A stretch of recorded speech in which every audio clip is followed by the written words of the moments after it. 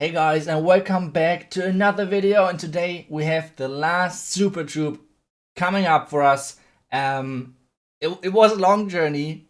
every day is new super troop, but this means it's over now. We have all of the four super troops. I will talk today about the last one, which is going to be the super Wallbreaker, and this is going to be a banger because I think it's going to be the strongest of all of those four, and it's going to be the most relevant one for all of you war guys. So if you're a competitive player or not, it doesn't really matter. This is gonna be a huge game changer for you. Some people are saying it's OP, some people say it's just strong. We don't know. We will discover this over this video. But for now, what we should take a look at is, like always, is going to be the stats. What are the stats of the old super Wallbreaker, of the old Wallbreaker? And those are kind of like the stats: the damage 120, the HP 112. And what is the most important thing, because we learned this over the entire week, is the housing space. The housing space is only 2, which means it's not normal Wallbreaker, right? Like, this is what we know for years now. This is what we use for years now. And if we don't use it, we use earthquakes or jumps. But for now, because Wallbreakers is one of the hardest techniques in Clash of Clans, Supercell wants to have like something which is a bit easier. So let's take a look. We can show you guys the first time this overview where you can pick your single super troop, basically the super goblin, the super barbarian, the super wallbreaker, and the super giant. Everything, or like the goblin and the barbarian, is 50k dark elixir. The super wallbreaker is going to be 55k, and the giants is going to be 60k.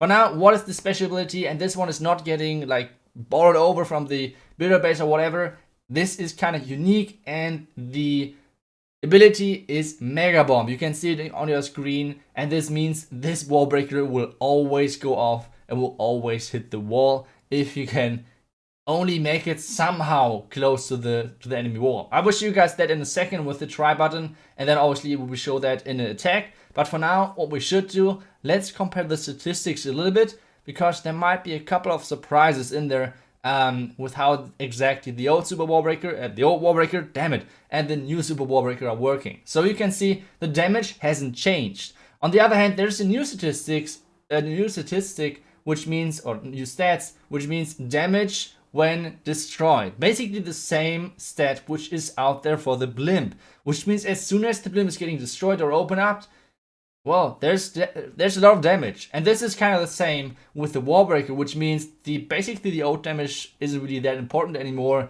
And well, there's the more important thing as well is going to be the housing space. It's got increased from 2 to freaking 8. But now you guys might wonder, isn't that like way too much? Not really. Some people were arguing that it's not it's not enough, so there should be even more. And you guys will see in a second why exactly. In addition to that, the health multiplied a lot. Like, it's now 400, above 400. It's 450, which is a lot as well. So you guys can easily tank like multi-inferno towers and stuff like that, which means you do not need any freezes anymore. And this means multi-inferno towers gets another hit. It's like crazy. Like, everything is against the multi-inferno towers. But check it out. What exactly do I mean by saying, okay, this Wallbreaker will always go off? So let's use one Wallbreaker on the outside of this base. Like, let him walk towards, and you can see as soon as he's destroyed, he's blowing himself up, and there's a huge gap in the wall now. Let's try one more time, and you can see he's destroyed. There's a wall. There's a gap in the wall. So this is how the super Wallbreaker basically works. It's really strong because you can get really like a lot of double and triple and whatever layer Wallbreakers, but at the same time, remember, and this is kind of important because this thing looks kind of OP, but now we have to remember how exactly are the old Wallbreakers working, because I think a couple of pro players, it's kind of depending on the situation when to use which Wallbreaker, because the reason behind that is you need only one raged Wallbreaker to open up one wall, like a max wall somewhere in the base, which means it's like comparing 2 to 8 troop space. This one is safe. Like, if you have the super Wallbreaker, it's really hard to not get through the wall. But on the other hand, it's 8 troop space, which isn't too, like, it's not that, like, it's quite a lot. So this is either way really interesting, because this will make Wallbreakers way easier. And at the same time, yes, that might be a another reason why the skill cap might be reduced. But at the same time, guys, come on. There are so many more things than executing a Wallbreak correctly. And even so many pro players out there cannot really properly Wallbreak with their queen charges. So I don't think that this is going to be a huge skill gap change or whatever. I just think and I just hope that more and more players are getting into the Wallbreak charges and stuff like that, which in my opinion is a good thing, because otherwise the competitive play in Clash of Clans is kind of dying out. At least that's my feeling. So I don't think it's a bad thing. We will try it on our own with the Queen Charge, and I think it's great in combination with Queen Charge Lalo. I don't know. I just like Queen Charge Lalo again with the new blimp and everything. So we will use in this one 2 of the new super troops. On one hand, we cannot like build up 2 super troops at the same time, but we can get donated a couple of super troops. So this is what we are going to do. We use the super goblins in our blimp, and then obviously the Wallbreaks on our own. One more thing which is important, and like I said, you cannot open up more than 2 walls with those Wallbreakers. For example, if you compare that, you would need, or like you could bring 8 Wallbreakers with bringing 2 super Wallbreakers, which means you could open up to 8 walls. Obviously, it's like not really that easy to do, but on theory, you could Wallbreak open 8 walls with 8 Wallbreakers if you use the rages correctly. And otherwise, yes, you need a rage, but at the same time, come on, why do you not use a rage in your queen charge? Like that's not really an argument. So let's see how this works. It's kind of like a bit easier, which I think is good because Lalo is already hard enough.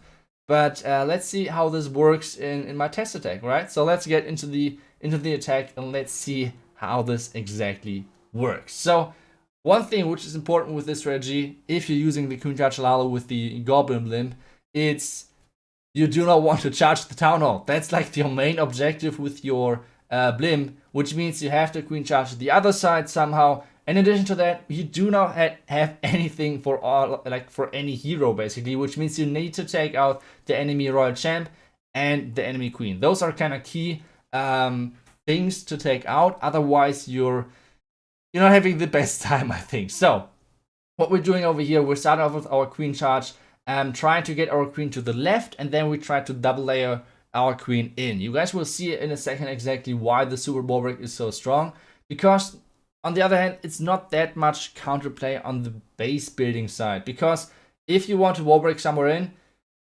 you will come in. Like it's like there's no chance to defend that. You can see with the giant bomb, easy peasy. So the next set of Wallbreakers, once again against the multi-inferno tower, you don't care. Like the multi-inferno tower is basically useless. So you guys have to make even more sure, like this is even more important that you have single inferno towers against those queen charges. And no, you don't have to put everywhere single inferno towers. But for example, this one inferno tower, if there would have been single, this queen charge would have not been possible, even with the super Wallbreakers. Like not even close to possible. So what we're doing next is we're sending in our Royal Champ, because this stupid air defense is getting rid of my healers. That's not nice of this thingy.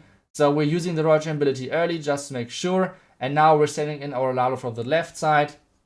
And Lalo pathing should be kind of nice. And then we're sending in the blimp for the Town Hall to save that. And then there's another Hound coming out, tanking for the Lalo. That's basically the plan for now. So we have our Warden following the loons perfectly for now. And everything is looking really good, right? Like the blimp is getting delivered to the Town Hall. The goblins are taking everything out. The Inferno Tower and the core and the sweepers are a little bit annoying, but that shouldn't be a problem. But now, what the freaking heck is my Warden doing? Come on, there are like 1 million loons. Please, God, follow. I don't know what he's doing, but he's liking this enemy Barbarian King with this queen way too much. And this is getting really close. God damn it. But there's one Hound. I think this one Hound is the MVP. We're sending a couple of more minions. By the way, I think the minions look pretty cool, to be honest. Like the new level, they look really cool. But yeah, this is going to be the triple for us. We still have the one haste spell left. I think the Queen Charge Lalo is strong. I'm not 100% convinced, even though I said that in one of the videos earlier. I'm not 100% convinced if it's really on the same level as, for example, Queen Charge Hybrid. We have to see that and wait how things are adapting after the update. But either way, Lalo is still pretty good to use. It's a lot of fun and it's a nice challenge. So yeah, this was another triple for us. And once again, I want to remind you guys, let me guys know what you think of the new super Wallbreakers. And one more thing as well, which I find kind of interesting, is all of those guys out there of you who are not have done any Wallbreaker charges or not have used Wallbreakers at all. With this change to the super why do I always want to say super barbarian? With this change to the super Wallbreaker, would you guys consider now using the Wallbreakers because it becomes easier to use, or would you guys say it's like it's still like not a true for you guys? That would be super interesting to hear, because in my opinion it makes green charges with Wallbreakers easier. So it's like noob friendly, or like, even though green charge is like kind of like a tough strategy, but at the same time it makes it a bit easier to execute. So yeah, that would be great to hear, because that's like something which I hope, and if that's not the case, then it's kind of wasted. So let me guys know what you think about the Wallbreakers. And well, that's the last super tube. Let's hope this update will come soon. I will see you guys in the next video. Until then, see you guys and bye bye.